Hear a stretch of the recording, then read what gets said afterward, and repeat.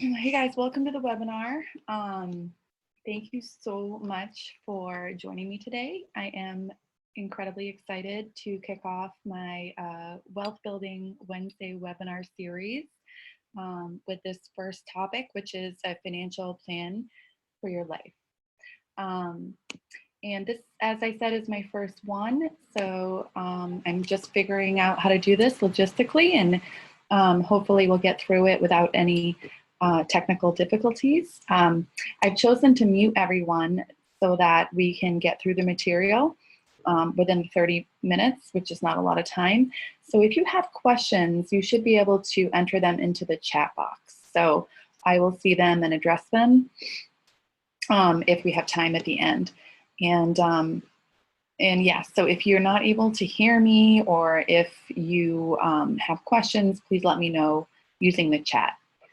All right, great. So let's get started, guys. So once again, the topic today is to address having a financial plan for your life.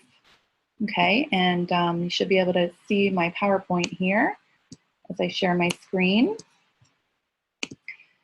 And the first thing I wanted to touch on is why in our society do we not actually talk more about money? It seems like it's still kind of a taboo topic. And something I've thought about is that when I was a young child growing up in England, actually, there was a phrase that was popular at the time, loads of money. And it was said just like that, like it was one word. And basically it just basically meant, more money than you could ever hope to spend, like filthy rich. And just like filthy rich it also had like a negative connotation. And I specifically remember writing in my diary as a young girl, because I always had a diary, that I didn't want to have loads of money when I grew up. And in my mind, I guess having a meaningful life and being rich were mutually exclusive of one another for some reason. I was, even at that young age, socially conditioned to believe that somehow money or being wealthy was inherently bad, right? So why did I think that? And, now when I think about it, money is good for the good that it can do. For example, Bill and Melinda Gates gave $4.6 billion, something like that, to charity in 2017. Think about the kind of impact that sort of money can have in the world. So now I've come full 180 to think and believe that the more money we have, the more meaningful our life can actually be. So that's kind of a story about why I'm here, why I'm doing this. Because I think we need to open up the conversation a little bit here. Zig Ziglar has this quote that money is not everything, yet it ranks right up there with oxygen, right? So it's pretty important. And once again, it's not the root of all evil at all, and quite the opposite. Or not the opposite, it's actually a currency. So it's a neutral thing. It's merely a representation of our life energy, right? And like it or not, life in our society does depend on it. So my belief about money now is kind of like this beautiful three-tiered fountain. I think that abundance can overflow from an individual to the community around them. And more people can achieve their fullest potential in the world when they live in abundance rather than in lack. And I think, and I truly believe, that giving to others is our highest form of self-actualization. It's our highest potential that we can reach. And we all have, as humans, an innate desire to self-actualize.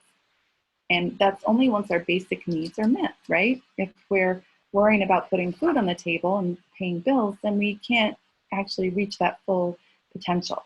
So again, that's why I am choosing to teach and educate more about financial literacy, so more people can live in financial stability and abundance. So great. So it's wonderful that we've established that money is good for the good it can do, but why do we need a plan? Why don't we just go out and make as much money as we possibly can? Well, for one thing, there's consumer culture, which we definitely live in. We're bombarded with marketing messages from the time we wake up to the time we go to sleep. Our consumer society, it relies on our need to buy more stuff. And we are even told to believe that it's patriotic to consume. It feeds our GDP, it feeds our economy when consumerism is up. And marketers and advertisers are finding ever more innovative ways to part us with our money, aren't they? And isn't it so easy to spend money these days using PayPal and Venmo and Amazon Prime? It just takes a click and we can get almost anything we want delivered to our doorstep. So without a plan, we're pretty much just like fish in a barrel. So we're going to talk about setting your goals financially. What are your goals? Do you want to save to buy a house or an investment property? Do you want to send a kid to college? That's so expensive these days. Do you need to pay off debt? If so, you're definitely not alone. Most people do, unfortunately. Are you interested in financial freedom, early retirement? So it's not about the money, it's about what we can ultimately do with it. And then we're going to talk about making your goals happen. Warren Buffett views every dollar as not just a dollar, but the potential value of it after investing over, say 10 years or set period of time. As you can see from this simple graph, $1 actually has a potential value far, far greater than that. So you can imagine shopping with Warren Buffett is probably not a lot of fun. But it makes you see things differently when you think about it that way. And then Vicki Robin, author of Your Money or Your Life, writes that money represents your life energy. So we don't want to waste money or time. Really, we need to go for our financial goals. The sooner, the better. There are certain rules around money that are really important to know, and this is one of them. Compound interest. Einstein said it's the eighth wonder of the world. He who understands it earns it. He who doesn't pays it. So you want to be on the right side of that equation. A good plan, it does a lot of things for you. Gives you confidence, gives you a feeling of freedom, and it can provide clarity on the myriad of choices that we have to make every day financially.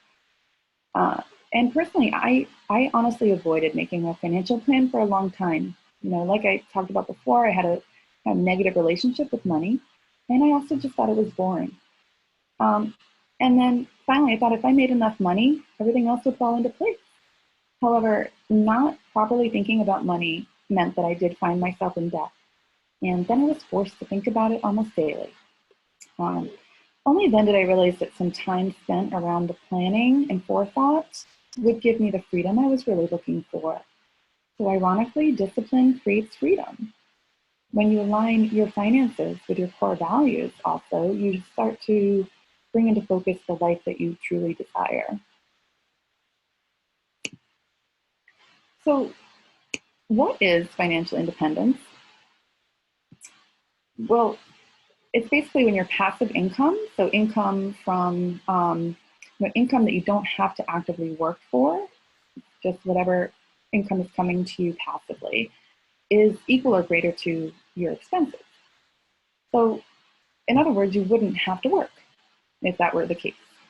What would you do if you didn't have to work? Just think about that for a second. How long would you sit on a beach drinking margaritas before you got bored and decided to pursue your life's true passion? And how much more excited would you be to work in your passion if you didn't have to do it for the money, but only because you wanted to? Okay, so let's get started. First, before we think about and decide where you want to go, it's important to know where we are right now. So let's take a moment and take your financial pulse. So the first thing to think about is net worth, because your wealth is not your income. Your wealth is actually what you own.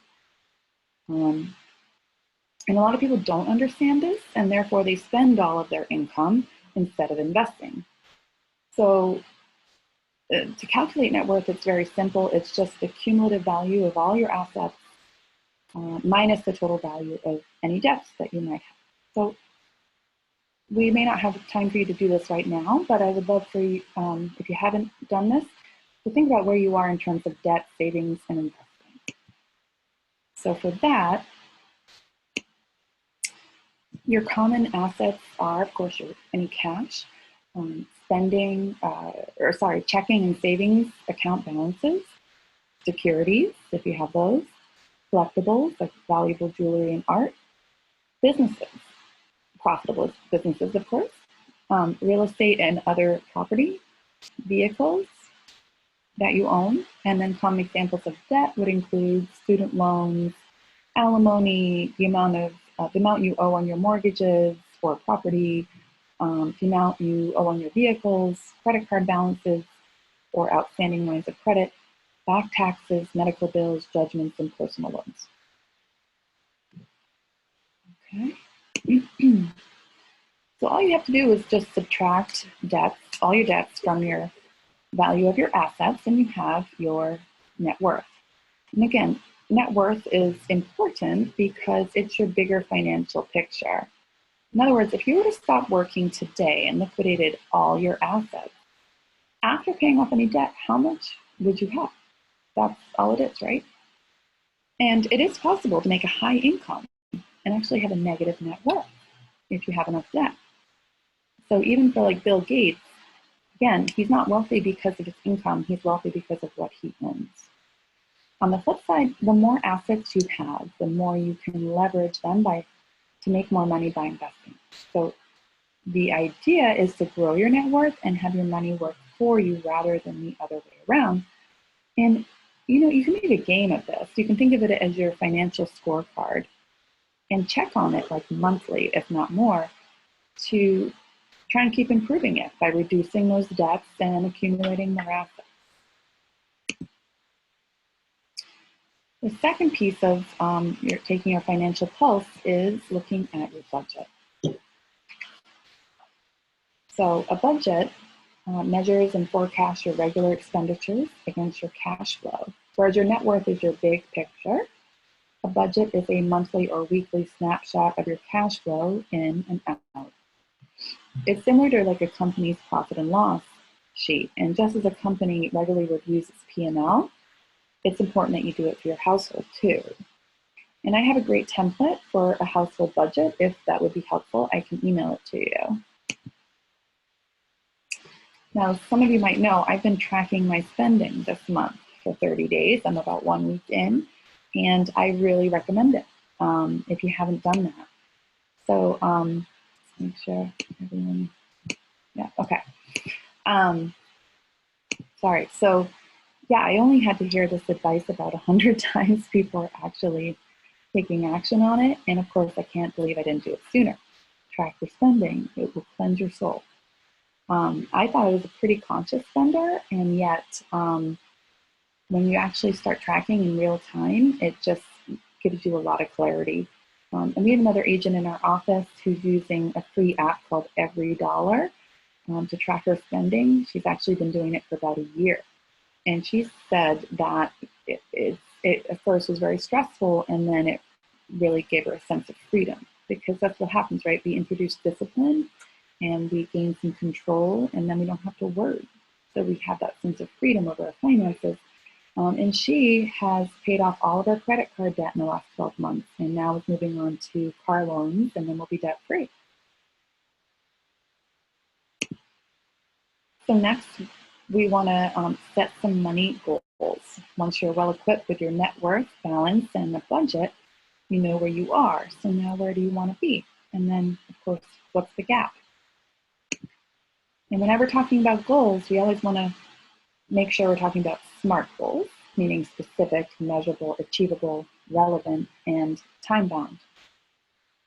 This is my family right here, at least where we were a few years back when I first discovered the power of written down goals.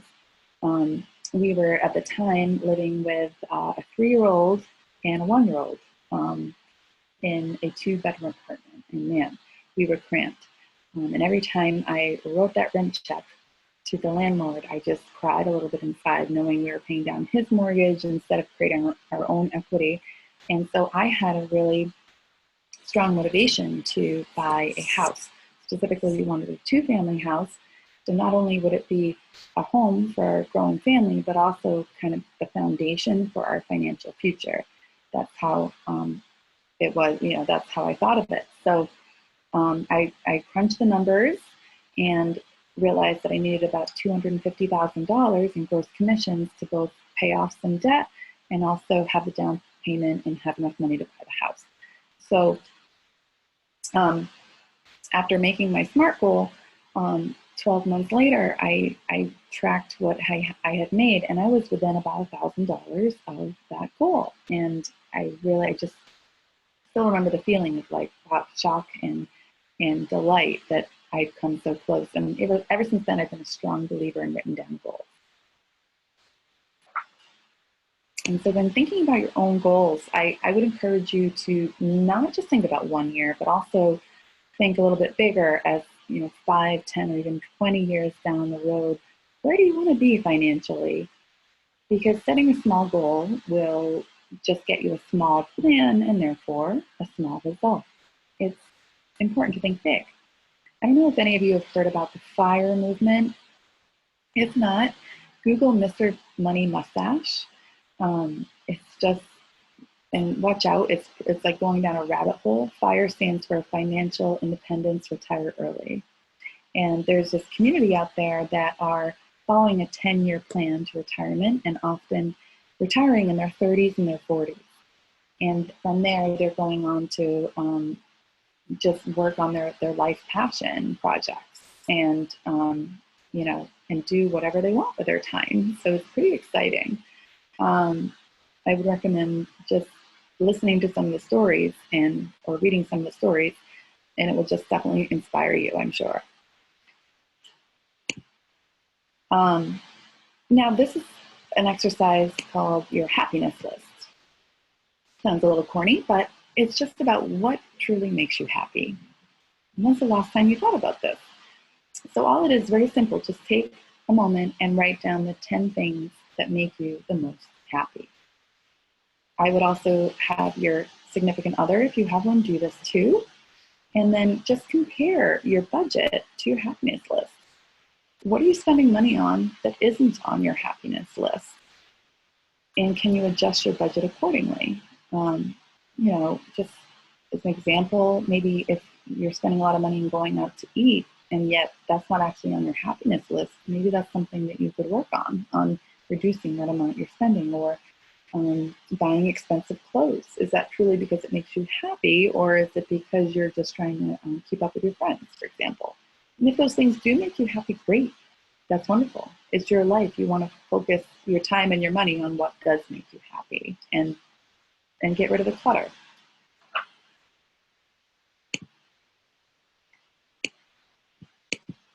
And then taking action. So now that you have clarity around what your current reality is and where it is you ultimately want to be, it's time to take action so that all of your planning can take wings.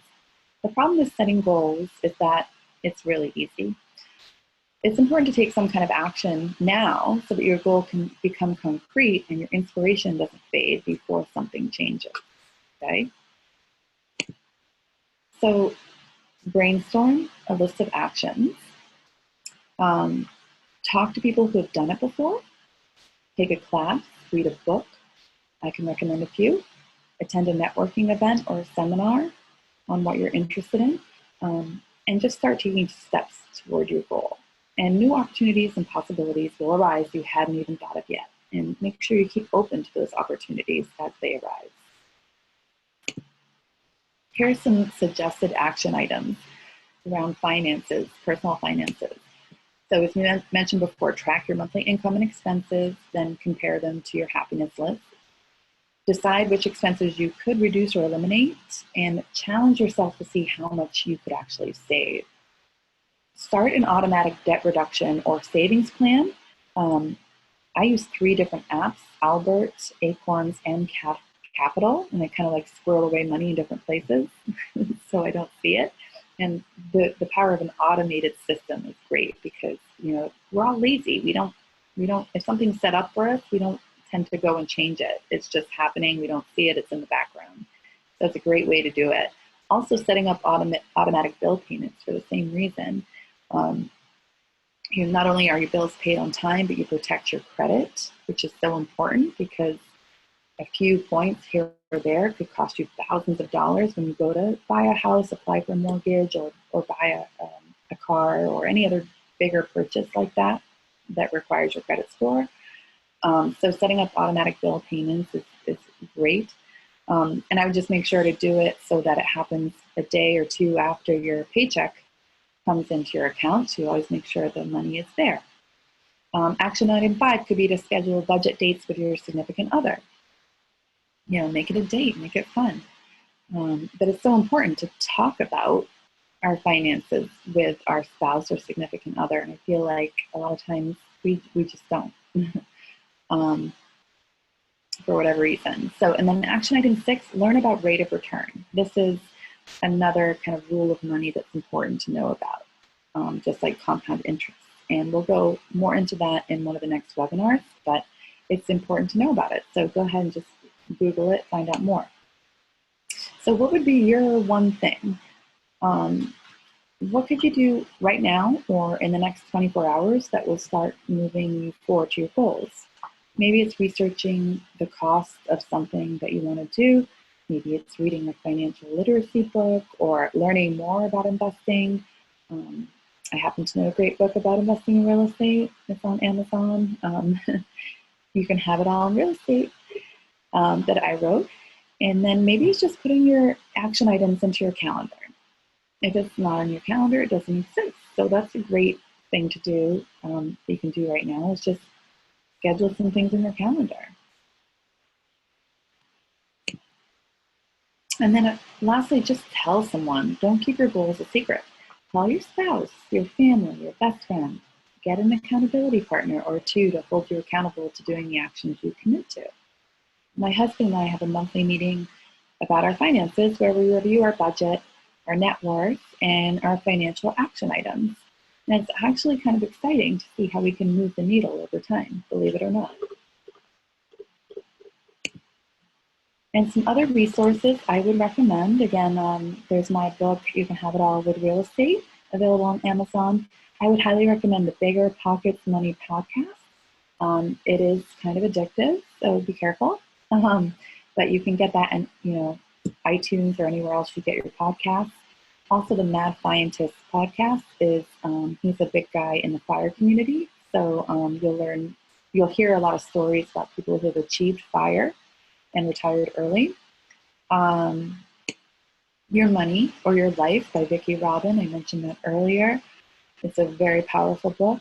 The Compound Effect by Darren Hardy. It's great for any kind of habit that you're looking to change or to initiate into your life.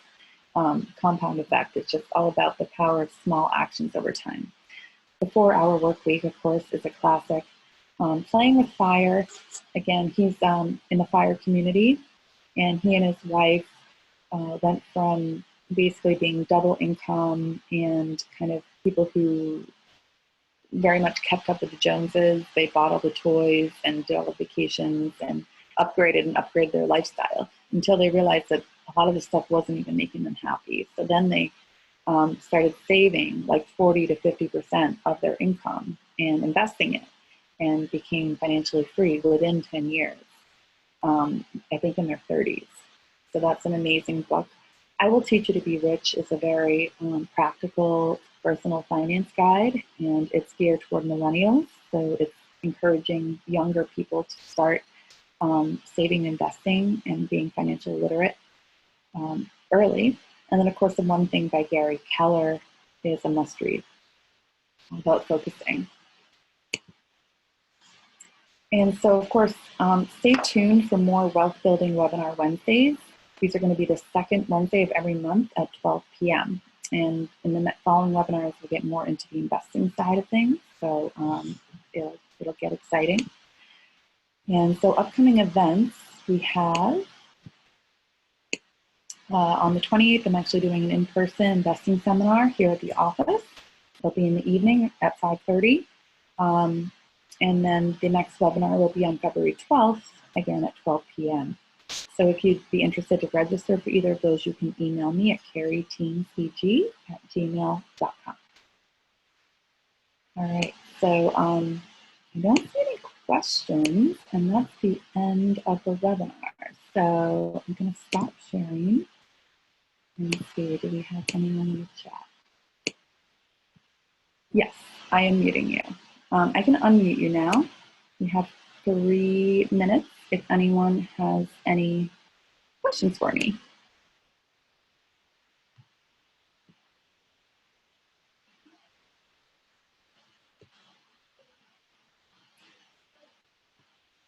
Anybody have anything? I guess I explained it all. Great.